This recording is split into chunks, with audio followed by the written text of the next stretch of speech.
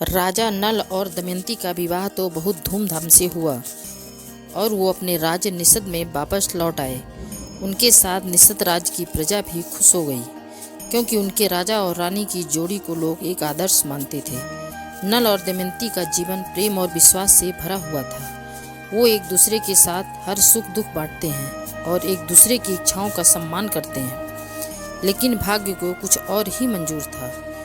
कुछ समय बाद नल के राज्य में एक बड़ी घटना हो गई। राजा नल के सौतेले भाई पुष्कर ने नल के साथ द्वेष और जलन के कारण एक योजना बनाई।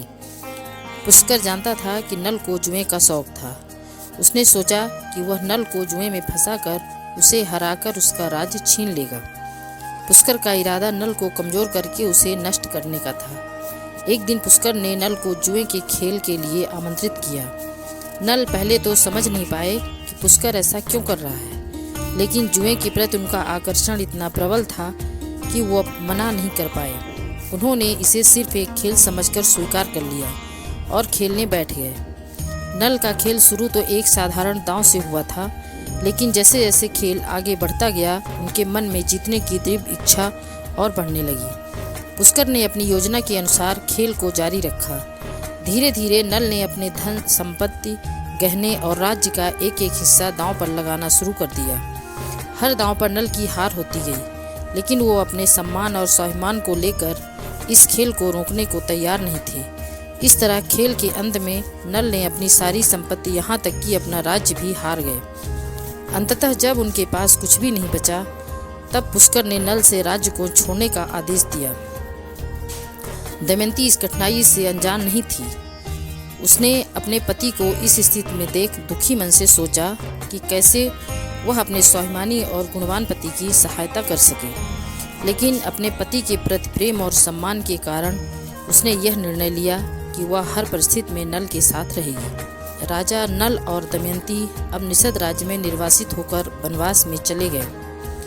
उनके पास अब न धन था, न राजसत्ता और न ही उनके महल का ऐश्वर्य।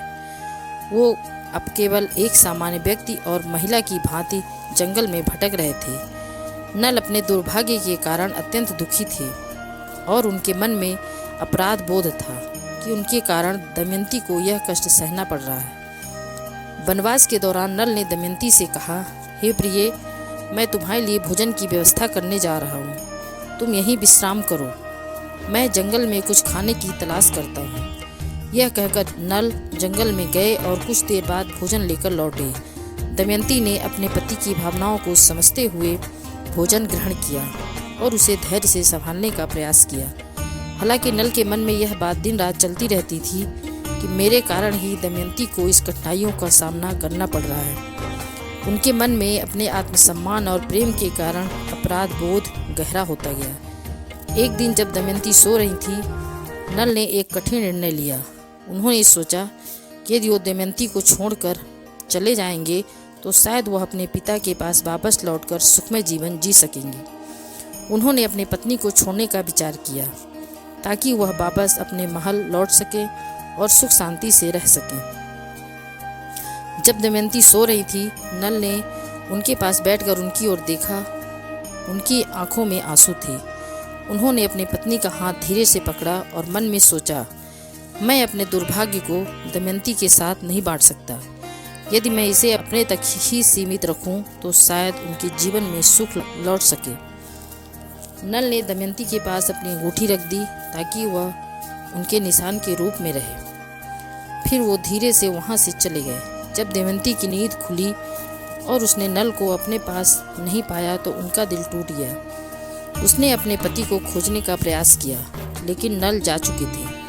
दमयंती ने अपने आंसुओं को रोकते हुए निश्चय किया कि वह अपने पति की तलाश करेंगी और अपने प्रेम के लिए हर कठिनाइयों का सामना करेंगी। उनका मन दृढ़ था कि चाहे कितनी भी विपत्तियां आए, वह नल को ढूंढेंगी और उनके साथ ही अपना जीवन बिताएंगी। उन्होंने जंगल में अपने प्रेम के आधार पर यात्रा शुरू की। रास्ते में आने वाली कठिनाइयों का साहस के साथ सामना किया। नल और दमयंती अलग हो चुके थे।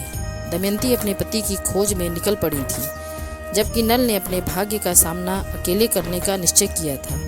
क्या दमयंती अपने पति को ढूंढ पाएंगी? क्या नल को अपनी गलतियों का एहसास होगा? अगले भाग में जानिए कि नल और दमयंती का यह कठिन सफ़र उन्हें किस दिशा में ले जाएगा और क्या उनके प्रेम को फिर से मिलने का अवसर मिलेगा।